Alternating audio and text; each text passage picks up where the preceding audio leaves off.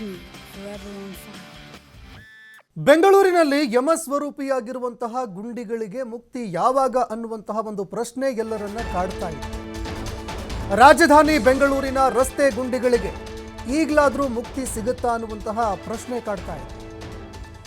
ಗುಂಡಿಮಯವಾಗಿರುವಂತಹ ರಸ್ತೆಗಳಿಂದ silicon city ಮಂದಿ ಹೈರಾಣಾಗಿ ಹೋಗಿದ್ದಾರೆ. ಅದರಲ್ಲೂ ರಾತ್ರಿ ಹೊತ್ತು ತಿರುಗಾಡುವಂಥದ್ದು ತುಂಬಾ ಸಮಸ್ಯೆಗೆ ಎಡೆ ಮಾಡಿಕೊಡ್ತಾ ಇದೆ. ಇನ್ನು ಮಳೆಗಾಲ ಏನಾದರೂ ಬಂದಿದ್ದೇ ಆದರೆ ರಸ್ತೆಯಲ್ಲಿ ಗುಂಡಿ ಇದೆಯಾ ಅಥವಾ ಗುಂಡಿಗಳಲ್ಲೇ ರಸ್ತೆ ಇದೆಯಾ ಅನ್ನುವಂತಹ ಒಂದು ಪ್ರಶ್ನೆ ಎಲ್ಲರನ್ನೂ ಕೂಡ ಕಾಡ್ತಾ ಇತ್ತು. ಆದರೆ ಈಗಲಾದರೂ ಗುಂಡಿಮಯವಾಗಿರುವಂತಹ ರಸ್ತೆಗಳಿಂದ ಸಿಲಿಕಾನ್ ಸಿಟಿ ಮಂದಿಗೆ ರಿಲೀಫ್ ಏನಾದರೂ ಸಿಗುತ್ತಾ ಅನ್ನುವಂತಹ ಪ್ರಶ್ನೆ ಕಾಡ್ತಾ ಇದೆ. ಬಿಬಿಎಂಪಿ ಕಾಮಗಾರಿಗಳ ಗುಣಮಟ್ಟವನ್ನು ಪರೀಕ್ಷೆ ಮಾಡೋದಕ್ಕೆ ಅಂತ ಒಂದು ಯೋಜನೆ ರೂಪಿಸಲಾಗ್ತಾ ಇದೆ. ಅಂದರೆ ಏನು ಕಾಮಗಾರಿಗಳಿದೆ, ಅದರ ಗುಣಮಟ್ಟ ಯಾವ ರೀತಿಯಾಗಿ ಇದೆ. ಯಾಕಂದರೆ ಪ್ರತಿ ಬಾರಿ ನಾವು ನೋಡಿದಾಗ ರಸ್ತೆಗಳ ಗುಂಡಿಗಳನ್ನು ಮುಚ್ಚುವಂತಹ ಕೆಲಸ ಆಗುತ್ತೆ, ಆದರೆ ಅದರ ಗುಣಮಟ್ಟ ಯಾವ ರೀತಿಯಾಗಿ ಇದೆ, ಎಷ್ಟು ದಿನಗಳವರೆಗೆ ಬಾಳಿಕೆ ಬರುತ್ತೆ ಅಂತ ನೋಡಿದಾಗ ಒಂದು ಸಣ್ಣ ಮಳೆ ಬಂತು ಅಂದರೆ ಸಾಕು, ಕಿತ್ತು ಹೋಗುತ್ತೆ, ಅಥವಾ ವಾರ ಅಥವಾ ಒಂದು ತಿಂಗಳಲ್ಲೇ ಕಿತ್ತು ಹೋಗುತ್ತೆ.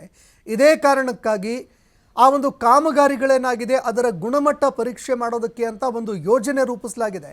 ಇದೇ ಕಾರಣಕ್ಕಾಗಿ 2 ಸಂಚಾರಿ ಪ್ರಯೋಗಾಲಯಗಳು ವಾಹನಗಳನ್ನು ಖರೀದಿ ಮಾಡಲಾಗಿದೆ. 38.50 ಲಕ್ಷ ವೆಚ್ಚದ ಒಂದು ಒಟ್ಟು 2 ಸಂಚಾರಿ ಪ್ರಯೋಗಾಲಯ ವಾಹನಗಳನ್ನು ಖರೀದಿ ಮಾಡಿದ್ದಾರೆ. ಕಾಮಗಾರಿಗಳ ಗುಣಮಟ್ಟವನ್ನು ಪರೀಕ್ಷಿಸುವ ಉಪಕರಣಗಳಿಗೆ ಒಟ್ಟು 11.40 ಲಕ್ಷ ರೂಪಾಯಿ ಖರ್ಚು ಮಾಡಲಾಗಿದೆ. ಕಳಪೆ ಕಾಮಗಾರಿಗಳಿಗೆ ಬ್ರೇಕ್ ಹಾಕೋದಕ್ಕೆ ಅಂತ ಬಿಬಿಎಂಪಿ ಈ ಮೂಲಕವಾಗಿ ಮುಂದಾಗ್ತಾ ಇದೆ. ಅಂದರೆ ಅನೇಕ ಸಂದರ್ಭಗಳಲ್ಲಿ ನೋಡಿದಾಗ ಕಳಪೆ ಕಾಮಗಾರಿಗಳ ತಾಂಡವ, ರುದ್ರ ತಾಂಡವ ಆಡ್ತಾ ಇದೆ ಬೆಂಗಳೂರಿನಲ್ಲಿ. ಪ್ರತಿಯೊಂದು ಕಾಮಗಾರಿಗಳನ್ನು ಟೆಂಡರ್ ಕೊಟ್ಟ ನಂತರ ಒಂದು ಕಾಮಗಾರಿಗಳ ಗುಣಮಟ್ಟ ಏನಿದೆ ಅದನ್ನು ಪರೀಕ್ಷೆ ಮಾಡೋದಕ್ಕೆ ಅಂತ ಎಲ್ಲವನ್ನೂ ಕೂಡ ಲ್ಯಾಬ್ಗೆ ತೆಗೆದುಕೊಂಡು ಬರಬೇಕಾಗತ್ತೆ. ಅಂದರೆ ಅಲ್ಲಿ ಇರುವಂತಹ ಸ್ಯಾಂಪಲ್ಗಳು, ಅದೇ ರೀತಿಯಾಗಿ ಸ್ಥಳದಲ್ಲಿ ಏನೆಲ್ಲ ಒಂದು ಮಟೀರಿಯಲ್ಗಳು ಲಭ್ಯವಾಗುತ್ತೆ, ಅಂದರೆ ಸ್ಪೆಸಿಫಿಕೇಷನ್ನಲ್ಲಿ ಎಲ್ಲ ಮಟೀರಿಯಲ್ ಒಂದು ಸ್ಟ್ರೆಂತ್ಗಳನ್ನು ಹಾಕಿರ್ತಾರೆ, ಅದರ ಒಂದು ಕ್ವಾಲಿಟಿ ಏನಿದೆ ಅನ್ನುವಂಥದ್ದನ್ನು ಹಾಕಿರ್ತಾರೆ. ಆದರೆ ಸ್ಥಳದಲ್ಲಿ ಏನು ಅಳವಡಿಕೆ ಮಾಡಿದ್ದಾರೆ ಅನ್ನುವಂಥದ್ದು ಗೊತ್ತಾಗೋದಿಲ್ಲ. ಇದೇ ಕಾರಣಕ್ಕಾಗಿ ಅದೇ ಸ್ಥಳಕ್ಕೆ ಹೋಗಿ ಪರೀಕ್ಷೆ ಮಾಡೋದಕ್ಕೆ ಅಂತ ಈಗ ಸಂಚಾರಿ ಪ್ರಯೋಗಾಲಯಗಳನ್ನು ಬಿಬಿಎಂಪಿ ಖರೀದಿ ಮಾಡಿದೆ. 2 ವಾಹನಗಳಲ್ಲಿ ಈ ಒಂದು ಸಂಚಾರಿ ಪ್ರಯೋಗಾಲಯ ಇರುತ್ತೆ. ಒಟ್ಟು 38.50 ಲಕ್ಷ ವೆಚ್ಚದಲ್ಲಿ 2 ಸಂಚಾರಿ ಪ್ರಯೋಗಾಲಯ ವಾಹನಗಳನ್ನು ಖರೀದಿ ಮಾಡಲಾಗಿದೆ.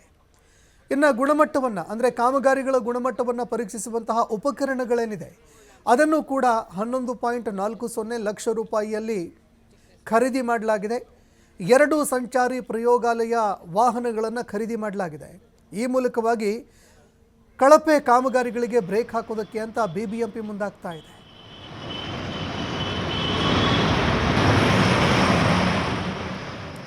ಈ ಬಗ್ಗೆ ಮತ್ತಷ್ಟು ಮಾಹಿತಿ ಕೊಡ್ತಾ ಹೋಗ್ತಾರೆ ಪ್ರತಿನಿಧಿ ಗಣೇಶ್ ಫೋನ್ ಸಂಪರ್ಕದಲ್ಲಿ ಜಾಯ್ನ್ ಆಗಿದ್ದಾರೆ.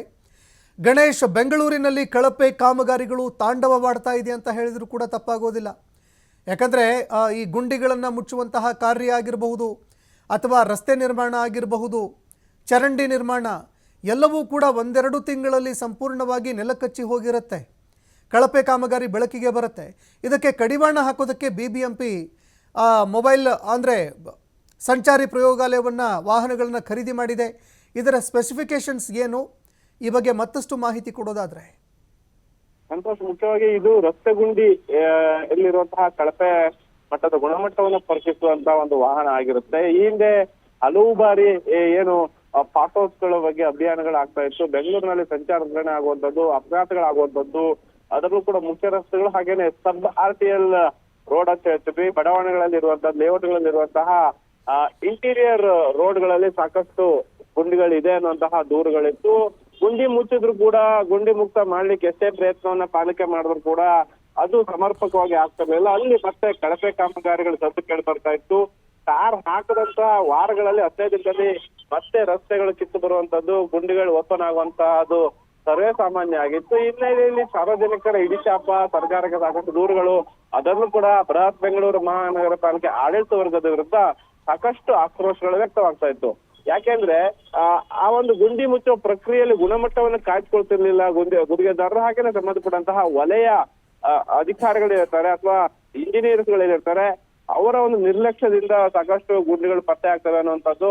ಆ ಹಿನ್ನೆಲೆಯಲ್ಲಿ ಈಗ ಅಂತಿಮವಾಗಿ ಇದೊಂದು ಪ್ರಯೋಗಕ್ಕೆ ಬಿಬಿಎಂಪಿ ಆಡಳಿತ ವರ್ಗ ಮುಂದಾಗ್ತಿರೋದು ಏನಂತಂದ್ರೆ, ಸಂಚಾರಿ ವಾಹನಗಳನ್ನ ಬಳಸೋ ಮೂಲಕ ಈಗ ಒಂದು ಮಾರ್ಗದಲ್ಲಿ ಒಂದಿಷ್ಟು ಕಿಲೋಮೀಟರ್ಗೆ ಗುಂಡಿಗಳನ್ನ ಹಾಕಿದ್ರೆ, ಗುಂಡಿಯನ್ನು ಮುಚ್ಚುವಂತ ಪ್ರಕ್ರಿಯೆ ಹಾಕಿದ್ರೆ ಅಥವಾ ರೀಟಾರ್ ಅನ್ನ ಹಾಕಿದಂತಹ ರಸ್ತೆಗಳಿಗೆ ಈ ಒಂದು ಸಂಚಾರಿ ವಾಹನ ದಿಢೀರ್ ಭೇಟಿ ನೀಡುತ್ತೆ. ಅಲ್ಲಿ ಯಾವ ರೀತಿ ಮೆಜರ್ಮೆಂಟ್ ಗಳು ತೆಗೆದುಕೊಂಡಿದೆ, ಟೆಕ್ನಿಕಲ್ ಆಸ್ಪಿರೆಂಟ್ಸ್ ಗಳು ಅಥವಾ ಟೆಕ್ನಿಕಲ್ ಆಗಿ ಯಾವ ರೀತಿ ಕೆಲಸಗಳು ಆಗಿದೆ, ಹಾಗಾಗಿ ಕಳಪೆ ಇದೆಯಾ ಇಲ್ಲ ಅದನ್ನ ಆ ಕ್ಷಣದಲ್ಲೇ ಒಂದು ಆ ಲ್ಯಾಬ್ ಇರುವಂತ ಒಂದು ವೆಹಿಕಲ್ ಏನಿದೆ ಅಲ್ಲಿ ಪರೀಕ್ಷೆ ಮಾಡಲಾಗತ್ತೆ.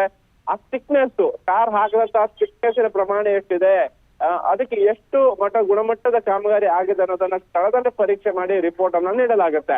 ಈ ಹಿಂದೆ ಏನಾಗ್ತಿತ್ತು ಅಂತಂದ್ರೆ ಗುಂಡಿಗಳು ಪತ್ತೆ ಆದಲ್ಲಿ ಅಥವಾ ರಿಟಾರ್ ಆದಂತ ಸಂದರ್ಭದಲ್ಲೂ ಕೂಡ ಗುಂಡಿಗಳು ಗೊತ್ತಾದ್ರೆ ಅಲ್ಲಿ ಹೋಗಿ ಇಂಜಿನಿಯರ್ ಸ್ಥಳ ಪರಿಶೀಲನೆ ಮಾಡ್ಬೇಕಿತ್ತು, ಅಲ್ಲಿ ಟೇಪ್ ಹಾಕಿ ಅಳಿಬೇಕಿತ್ತು, ಅದು ಯಾವ ಪ್ರಮಾಣದಲ್ಲಿ ಅದನ್ನ ಸ್ಯಾಂಪಲ್ ಅನ್ನ ತೆಗೆದುಕೊಳ್ಬೇಕಿತ್ತು. ತಗೊಂಡು ಬಿಬಿಎಂಪಿ ಕೇಂದ್ರ ಕಚೇರಿಗೆ ಬಂದು ಲ್ಯಾಬ್ ಟೆಸ್ಟ್ ಮಾಡಿ ಅದರ ರಿಪೋರ್ಟ್ ಆಧಾರದ ಮೇಲೆ ಕ್ರಮ ಆಗ್ತಿತ್ತು. ಆದ್ರೆ ಈಗ ಕ್ಷಣಾರ್ಧದಲ್ಲಿ ಆ ತರದೊಂದು ರಿಪೋರ್ಟ್ ರೆಡಿ ಆಗುತ್ತೆ. ಹಾಗಾಗಿ ಇದು ಒಂದ್ ರೀತಿಯಲ್ಲಿ ಪ್ರಾಯೋಗಿಕವಾಗಿ ಆಗುವಂತದ್ದು. 2 ವಾಹನಗಳನ್ನ ಮೊನ್ನೆ DCM DK ಶಿವಕುಮಾರ್ ಅವರು ಇನಾಗ್ರೇಷನ್ ಮಾಡಿದ್ದಾರೆ.